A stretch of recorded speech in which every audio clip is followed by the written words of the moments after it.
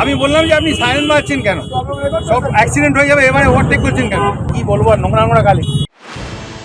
রাস্তার উপর দাঁড়িয়ে গাড়ি আটকে বাদানুবাদ, একজন রাজ্যের মন্ত্রী, অপরজন বিজেপির সাংসদ, অবসরপ্রাপ্ত বিচারপতি পরস্পরের বিরুদ্ধে গালিগালাজ করার অভিযোগ তুললেন তথ্য ও প্রযুক্তি মন্ত্রী বাবুল সুপ্রিয় এবং বিজেপি সাংসদ অভিজিৎ গঙ্গোপাধ্যায়। ক্যান্সারে নেই আর ভয়, NCRI হবে এর জয়। আপনাদের ভরসা নেতাজি সুভাষচন্দ্র বোস ক্যান্সার হসপিটাল। আমি বলছি সরি বললাম, ছেড়ে দেবো। কি ভেতরে বসে আছেন কেন, ভয় বাইরে নামুন। সুপ্রিয় নেমে এসে অশ্রাব্য ভাষায় গালাগাল দিতে লাগলেন আমাকে এবং হাত চালালেন। আমার গাড়ির কাঁচ খোলা ছিল, হাত চালালেন। আমার হাতে যেহেতু একটা মোবাইল ছিল, সেই মোবাইলটা ওনার হাত চালানোয় গাড়ির ভেতর ছিটকে পড়ে খানিকটা খারাপ হয়েছে। একদিকে তৃণমূল বিধায়ক তথা মন্ত্রী বাবুল সুপ্রিয়, অন্যদিকে বিজেপি সাংসদ অভিজিৎ গঙ্গোপাধ্যায়। দ্বিতীয় হুগলি সেতুতে নজিরবিহীন বাগযুদ্ধে জড়ালেন দুজন। একজন রাজ্যের মন্ত্রী হয়ে বাবুল সুপ্রিয় তো শুধু মন্ত্রী নয়, বাংলার একজন শিল্পীও বটে, স্বনামধন্য শিল্পী।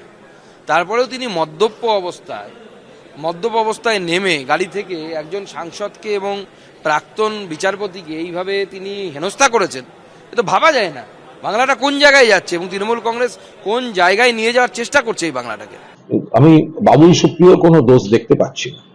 বিজেপির সাংসদ তিনি কিছু এমন আপত্তিকর শব্দ প্রয়োগ করেন, বাবুল বারবার বলছিলেন আপনাকে ক্ষমা চাইতে হবে। ভোটের আগে দেওয়াল লিখনে পরস্পরকে আক্রমণ, টিকা টিপ্পনি বঙ্গ রাজনীতির অঙ্গ। এখন ভোটের প্রচারে পরস্পরকে ব্যক্তি আক্রমণ করতেও পিছপা হন না রাজনৈতিক নেতারা। কিন্তু এভাবে প্রকাশ্যে রাস্তায় গাড়ি আটকে বাদানুবাদ বঙ্গ রাজনীতিতে নতুন। আইডিওলজিক্যালি আমরা অন্য আইডিওলজিতে বিশ্বাস করতে পারি, কিন্তু তার মানেই যে আমাকে গালাগালি, মানে চিৎকার চেঁচামেচি, আমি জানি না আমরা কোন রাজনীতিতে আসার কথা আহ্বান করি নতুন জেনারেশনকে।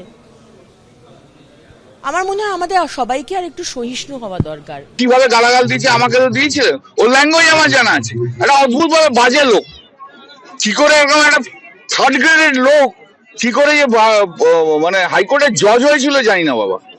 ও পাওয়ার ড্রাঙ্ক ম্যান, ক্ষমতা লোভী, ক্ষমতা নিয়ে থাকতে চায় সবসময়। তো ওর সভ্যতাই জানে না, তো ভদ্রতাই জানে না। ও সভ্য নয়, ভদ্র নয়। বলছি তো এরকম একটা জিনিস কি করে যে হাইকোর্টের জজ হয়েছিল বাবা আমার জানা নেই। সিপিএমকে আক্রমণ করে ৭০-এর ভোটে কংগ্রেস দেওয়ালে লিখেছিল, চাঁদ উঠেছে, ফুল ফুটেছে, কদম তলায় কে, প্রমোদ নাচে, কেষ্ট নাচে, জ্যোতি বসুর বে। পাল্টা সিপিএম লিখল, ঠিক বলেছিস, ঠিক বলেছিস, ঠিক বলেছিস ভাই, ভোটের দিন ইন্দিরাকে সাজিয়ে আনা চাই। রাজনীতিতে আক্রমণের পাল্টা আক্রমণের কোনো জুড়ি নেই, কিন্তু তাই বলে এভাবে রাস্তায় বাদানুবাদ, গালিগালাজের অভিযোগ, তাও আবার একজন শিল্পী ও একজন অবসরপ্রাপ্ত বিচারপতি পরস্পরের বিরুদ্ধে এই বিস্ফোরক অভিযোগ করছেন।